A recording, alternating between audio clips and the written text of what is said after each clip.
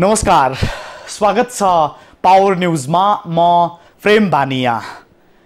दर्शकहरू, नेपाल भारत सम्बन्धको पुरातन मान्यतालाई बदल्ने गरी 26 बुँदे सहमतिमा हस्ताक्षर गरेर भारतीय विदेश मन्त्री सुषमा स्वराज आइतबार स्वदेश फर्किएकी छिन्। स्वराजको 3 दिने भ्रमणबीच नेपाल भारत सम्बन्धले सकारात्मक प्राण लिएको टिप्पणी धेरैले गरेका छन्। यसबीच सम्बन्धको एकै खाले निरन्तरताबाट निरस परिस्थिति बदलिएको र दुवै देशको हितमा दुवै देशको सहकार्य बलियो हुने अपेक्षा गरिएको छ। दुई देशबीच विगतमा भएका सन्धि सम्झौता पुनरावलोकन गर्ने चरणमा पुग्नु नै सम्बन्धमा नयाँ आयामको सुरुवात हुनु हो भनी विश्लेषकहरूले टिप्पणी गरेका छन्। नेपालका परराष्ट्र मन्त्री महेन्द्र बहादुर पाण्डे र भारतीय समकक्षी स्वराजले हस्ताक्षर गरेका सहमति पत्रमा दुई देशको आपसी सम्बन्ध अझै बलियो र सक्रिय बनाएर अघि बढ्ने उल्लेख छ। साथै आपसी सम्बन्धलाई सुदृढ र बलियो बनाउनका लागि 26 त्यस्ता बुँदालाई आधार बनाएर संयुक्त प्रेस विज्ञप्ति जारी गरिएको छ। 23 वर्ष अन्तरालमा भएको परराष्ट्र मन्त्री स्तरीय बैठकले सम्बन्ध सुदृढ र निर्भीक बनाउनका लागि परराष्ट्र सचिवको संयोजकत्वमा दुवैतर्फका 5-5 सदस्य रहने विज्ञ समूह तयार गरी 2 वर्षभित्र कार्ययोजना प्रस्तुत गर्न निर्देश गरिएको छ।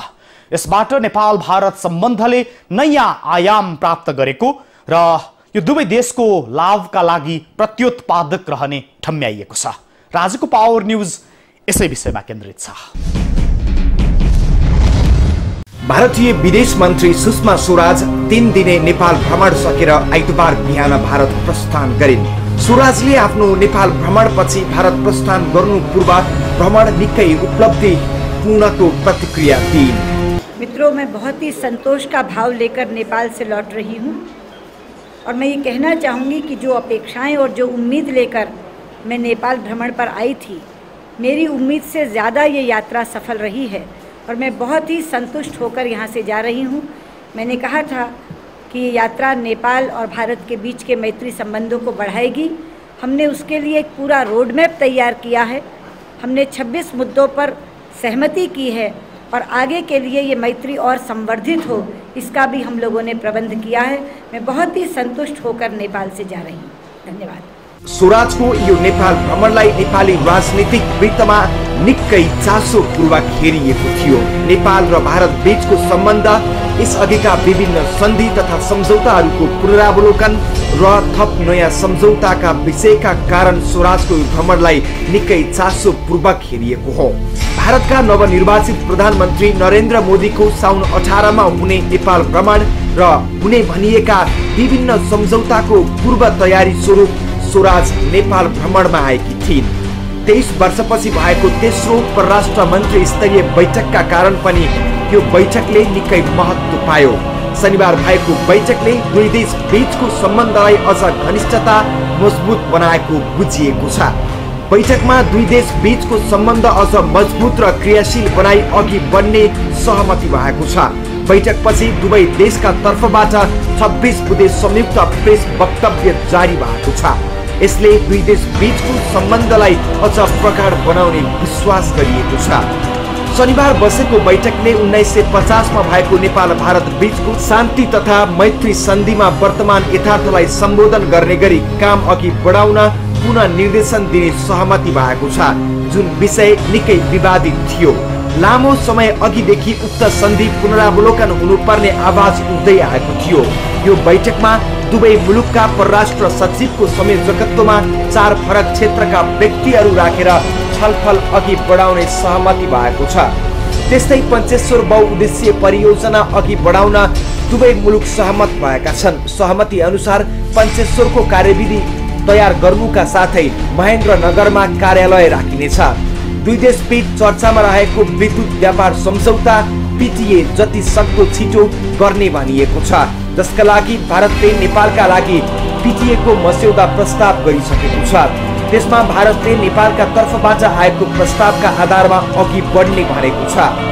माथिल्लो प्रणाली र अरू तेस्रो जलविद्युत आयोजना अघि बढाउन दुवै सरकारका तर्फबाट सहजीकरण र प्रोत्साहन गर्ने सहमति भएको छ। त्यस्तै लामो समयदेखि विवादित रहेको नेपाल भारत बीचको सीमा विवाद अन्त्य गर्न द्विपक्षीय सीमा कार्य समिति बनाएर टुङ्गो लगाउने सहमति भएको छ। बैठकमा नेपालको सुरक्षा क्षेत्रमा भारतले दिँदै आएको सहयोग बढाउन नेपालले अपेक्षा व्यक्त गरेको छ भने भारतले नेपालको भूमिबाट भारत विरोधी गतिविधि नहोस् भन्ने चाहना राखेको छ। सहमति अनुसार मध्य पहाडी मार्गको निर्माण कार्य अघि बढाउन, अन्तर्देशीय प्रसारण लाइन निर्माण तत्काल अघि बढाउने, हुलाकी राजमार्ग, महाकाली पुल, टनकपुर महेन्द्रनगर सडक, काठमाडौँ तराई द्रुत मार्ग लगायतका भारतीय सहयोग प्राप्त हुनेछ। 23 वर्षपछि भएको दुई देश बीच परराष्ट्र मन्त्री स्तरीय तेस्रो बैठक शनिबार काठमाडौँमा भए पनि चौथो बैठक भने आगामी वर्ष भारतको नयाँ दिल्लीमा हुने भनिएको छ। 3 दिने नेपाल भ्रमणका क्रममा भारतीय विदेश मन्त्री स्वराजले राष्ट्रपति, प्रधानमन्त्री, विभिन्न राजनीतिक दलका नेताहरूलाई समेत भेटेर द्विपक्षीय सम्बन्धलाई मजबुत बनाउने कोसिस गरेकी छन्। उनले शनिबारमै राष्ट्रपति डाक्टर रामवरण यादव, प्रधानमन्त्री सुशील कोइराला, सभामुख सुभाष चन्द्र नेमाङ, प्रमुख विपक्षी दल एकीकृत नेकपा माओवादीका अध्यक्ष पुष्पकमल दाहाल, मधेसवादी राजनीतिक दलका नेताहरूसँग छुट्टा छुट्टै भेटवार्ता गरेकी थिइन्। भेटवार्ताले नेपाल भारत बीच सम्बन्ध सुधारका लागि नयाँ आयाम थपिएको भेटमा सहभागीहरूले बताए। जुन निर्धारित समयभित्र हामी संविधान बनाउँछौँ, यस प्रोसेसलाई टुङ्गोमा पुर्याउँछौँ र देशलाई विकास गर्ने आधार तयार गर्छौँ भन्ने मैले विश्वास व्यक्त गरेँ। उहाँले पनि त्यसमा आफ्नो शुभकामना दिनुभयो र साझै भारतको नेपाललाई समर्थन रहने, सहयोग रहने कुरा उहाँले राख्नुभयो। प्रधानमन्त्री नरेन्द्र मोदीको नेपाल भ्रमणको बारेमा छलफल भयो र उहाँले नेपाल आउँदाको अवस्थामा संसदलाई सम्बोधन गर्ने कुरा बारेमा छलफल भयो।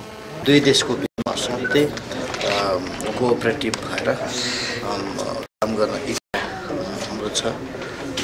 राजनीतिक क्षेत्रमा उच्च स्तरीय समझदारी बनाउँदै हामी अगाडि जान सक्छौँ। स्वाभाविक रूपले अब यो मोदीजीको नेतृत्वमा जुन बीजेपीको सरकार बनेको छ त्यो सरकारको मूल मुद्दा नै विकास थियो र त्यो भारतमा विकास हुन्छ, नेपालमा स्वाभाविक रूपले विकास हुन्छ। किनभने विकासको एजेन्डा भएपछि जुन नेपालमा पनि हाम्रा संयुक्त आयोजनाहरू काम हुन नसकेको होइन, सीमा क्षेत्र भनेको त्यही विकास हुलाकी सडकको कुरा थियो। सीमामा अब यो एसएसबी र हाम्रो सशस्त्र प्रहरीले त्यहाँको स्थानीय जनतालाई चाहे त्यो भारतीय होस् कि नेपाली होस् त्यसमा हुने समस्याहरूको सन्दर्भमा कुरा भयो। उहाँले यो कुराहरूलाई अब हामी दुवै देशको बैठकहरू हुँदैछ, त्यसमा के कति समस्या छ त्यसको बारेमा छलफल गर्छौँ। नेपाल भारतको जुन चाहे हुलाकी सडकको होस्, चाहे फास्ट ट्र्याकको होस्, चाहे मल्टी पावरको होस्, दुईटै कन्ट्रीको जुन विन विन सिचुएसनमा एउटा अगाडि कसरी बढ्छ त्यस बारेमा पनि कुरा भयो। खास गरी राजनीतिक मुद्दा पनि कुरा भयो कि यहाँ जुन संविधान बन्न लागिरहेछ त्यो संविधान चाँडै संविधान बनोस्। सामाजिक आर्थिक सम्बन्ध कसरी विस्तार गर्ने, उहाँहरूको विगतदेखिको चाहिँ सम्बन्ध सहितका कुराहरूमा छलफल भयो। उहाँहरूले चाहिँ प्राविधिक तहमा भएको संयुक्त आयोगको मिटिङको बारेमा चाहिँ ब्रिफ गर्नुभयो उहाँले, मन्त्रीज्यूले र राष्ट्रपतिज्यूले चाहिँ अब हाम्रो दुई देशको बिचको सम्बन्ध कसरी सुमधुर हुनसक्छ, विकासमा भारतको ठुलो सहयोग हुन्छ भन्ने आशा राख्नुभयो। र विकासको अब संविधान निर्माणपछि हामीले अब विकासको कामहरू चाहिँ अगाडि बढाउनुपर्छ भन्ने कुराहरू भयो। प्रधानमन्त्रीज्यूले अब नेपाल शान्ति, स्थिरता, लोकतन्त्र र विकासको पथमा अग्रसर भएको छ। अब यो पथमा अग्रसर भइराख्दाखेरि भारतको सहयोग, सद्भाव, समर्थन हामीलाई जरुरी हुन्छ भनेर यी सब कुराहरू हाम्रो तर्फबाट भयो र एकदम राम्रो वातावरण। निकै व्यस्त कार्यतालिकाका बीच प्रधानमन्त्री कोइराला र विपक्षी दल एकीकृत नेकपा माओवादीका अध्यक्ष पुष्पकमल दाहाल बीच शनिबार छुट्टा छुट्टै भेटवार्ता भएको थियो।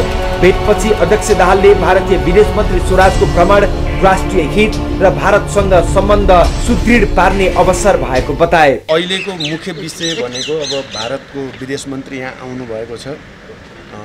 यो विषयमा हामीले कसरी चाहिँ हाम्रो राष्ट्रिय हितसँग सम्बन्धित विषय र दुई देशको सम्बन्ध सुदृढ गर्ने यो अवसर पनि हो। किनभने भारतमा एउटा बलियो सरकार बनेको छ। पहिलो कुरा यो धेरै वर्षपछि झन्डै 30 वर्षपछि त्यति बलियो सरकार भारतमा बनेको छ। दोस्रो 23 वर्षपछि भारतको प्रधानमन्त्री नेपाल आउँदै हुनुहुन्छ। यो दुईटै कुरा हाम्रो लागि अवसर हो। यो अवसरलाई राम्रो सदुपयोग गर्नुपर्छ भन्ने कुरा भइरहेको छ। शनिबार नै भेट गर्ने भनिए पनि समय नमिले पनि स्वराजले नेकपा एमालेका नेताहरूसँग भने आइतबार बिहान मात्रै भेट गरिन्। भेटपछि एमाले नेताहरूको प्रतिक्रिया यस्तो छ। नेपालको समृद्धि र एउटा सुरक्षित नेपाल र छिटोभन्दा छिटो नेपाली जनताले संविधान पाउने अवस्था भयो भने त्यो नेपालको मात्र होइन भारतको पनि हितमा छ। यो समग्र क्षेत्रको राजनीतिक स्थिरताको लागि हितमा छ, फाइदाजनक छ भन्ने कुरा भारतीय परराष्ट्र मन्त्रीले राख्नुभयो। हाम्रा यस सम्बन्धमा समान धारणाहरू रहे। त्यसको साथसाथै नेपालको जलस्रोतको उपयोगको सम्बन्धमा पनि हाम्रो बिचमा छलफल भयो र हामीले नेपालको आवश्यकता पहिले पूर्ति हुनुपर्छ। नेपालको आवश्यकता पूर्ति भएपछि बाँकी हाम्रो जुन विद्युत छ त्यो हामी भारतमा निर्यात गर्न तयार छौँ र यो जस्तो व्यापार, यो विद्युत व्यापार सम्झौता जस्ता सम्झौताहरू दुई देशको हितमा हुनुपर्दछ र पारस्परिक लाभको आधारमा हुनुपर्छ भन्ने कुरा हामीले राख्यौँ। र भारतीय परराष्ट्र मन्त्रीले पनि हामी वास्तवमा नेपाल जुन अहिले विद्युत उत्पादन र विद्युतको खपतमा समस्या झेलिरहेको छ उसले सबभन्दा पहिले आफ्नो आवश्यकता पुरा गरोस्। आफ्नो आवश्यकता पुरा गरिसकेपछि त्यसबाहेक जुन बचेको विद्युत हुन्छ त्यो भारतले पैसा तिरेर लिन तयार भएर नै हामीले विद्युत व्यापार सम्झौताको कुरा गरेका हौँ र यो विद्युत व्यापार सम्झौताको धारणा यस्तो छ भन्ने कुरा उहाँहरूले राख्नुभयो। हामीले नेपालको आवश्यकता पुरा गरेर र दुई देशको बिचमा पारस्परिक लाभको आधारमा विद्युत व्यापार गर्ने कुराको धारणालाई हामीले पनि मानेकै छौँ भन्ने कुरालाई हामीले राख्यौँ। भ्रमणका क्रममा आइतबार स्वराजले पशुपतिनाथको दर्शन गरिन्।